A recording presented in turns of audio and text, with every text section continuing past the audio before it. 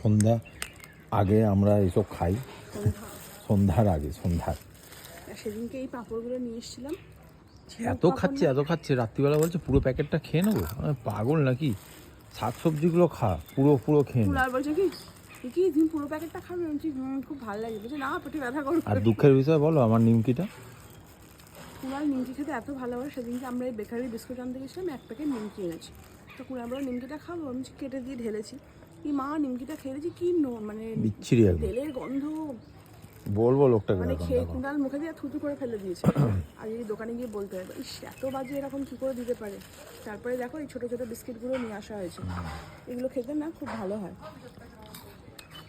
খাও ভালো না, ওইটা দিয়েছো ডিটক্সটা। এটা আমার চা, তো আমার একটু চা খেতে ইচ্ছা করছে। দাও খাও। আগের দিন দুধ চা মনটা খারাপ হয়ে গেল আমার, অতগুলো নিমকি আমার নষ্ট হয়ে গেল। কুনাল বলে আমার 30 টাকা জয়, 30 টাকার দুঃখ শোক ওর বেশি মনে হচ্ছে।